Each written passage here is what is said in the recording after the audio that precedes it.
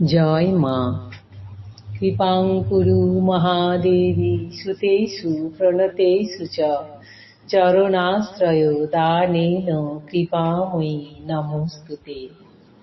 স্বামী পূর্ণাত্মানন্দ মহারাজের লেখা চিরন্তনী সারদা নামক গ্রন্থ থেকে আমাদের পাঠ চলছে নিখিল মানবের চিরন্তন রক্ষা কবচ।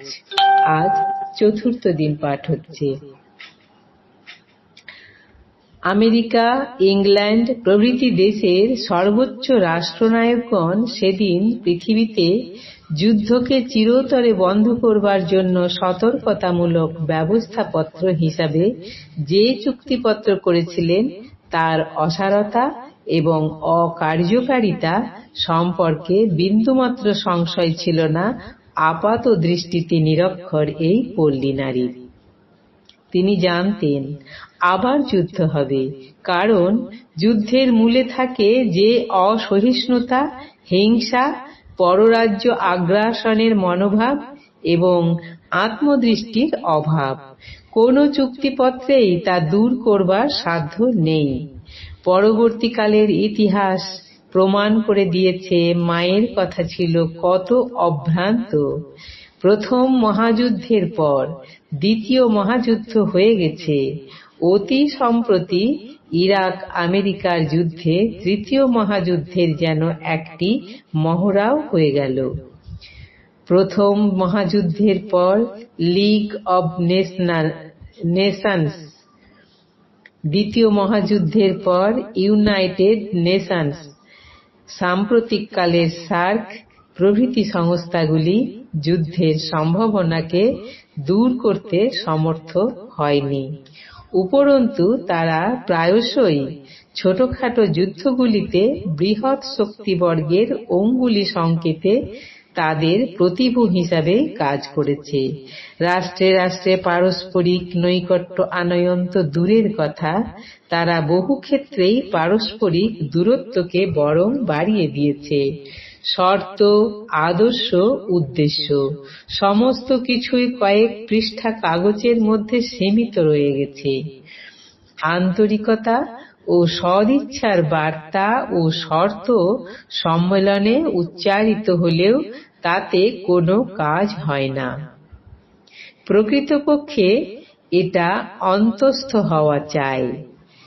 রাষ্ট্রনায়কদের প্রস্তাবগুলি মুখস্থ, মুখে উচ্চারিত অথবা কাগজে লিপিবদ্ধ বলেই এক পৃথিবী মরীচিকার মতো বাস্তবের সীমার বাইরে থেকে যাচ্ছে এবং যাবেও। বচনে ও লেখনীতে এক বললে এক হয় না। জীবনে এবং কর্মে এককে প্রতিষ্ঠা করতে হয়। মা সেই এককে তাঁর জীবনে প্রতিষ্ঠিত করেছিলেন। তিনি যখন আমার বলতেন তখন তার উপলব্ধির ভূমি থেকে বলতেন। মায়ের প্রতিটি উপদেশের মতো অন্তিম উপদেশও ছিল তাঁর সমগ্র জীবনেরই প্রতিফলন। একবিংশ শতাব্দীর বুকে আমরা পা রাখতে যাচ্ছি, কিন্তু চিন্তাশীল মানুষ মাত্রেরই আজ এই ভাবনা যে আমরা পা রাখতে পারব তো, তার আগেই পৃথিবী নামক গ্রহটি ধ্বংস হয়ে যাবে না তো। শারীরিকভাবে ধ্বংস না হলেও মানসিকভাবে কি তা তখনও বাসযোগ্য থাকবে? বিজ্ঞানের জয়যাত্রায় অন্ধ মানুষ কি মানুষ থাকবে? তারা এক একটি যন্ত্র দানবে পরিণত হয়ে যাবে না তো।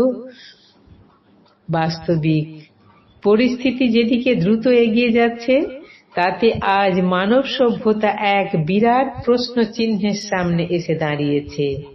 মায়ের জীবনে এবং মায়ের অন্তিম বাণীতে জগৎকে আপনার করে নেওয়ার যে আহ্বান আমরা শুনি তাই প্রকৃত বিশ্বভিক্ষা। মা ছিলেন ওই বিশ্বভিক্ষার জীবন্ত প্রতিমা। ওই বিশ্বভিক্ষায় আজ জগৎকে পরিত্রাণের পথ দেখাচ্ছে, মানব সভ্যতাকে স্থায়িত্বের মন্ত্র দান করছে। আজ এই পর্যন্তই। জননীং শারদাং দেবীং রামকৃষ্ণং জগদ্গুরুং পাদপদ্মে তয়ো শ্রিত্বা প্রণমামি মুহুর্মুহুঃ। জয় মা।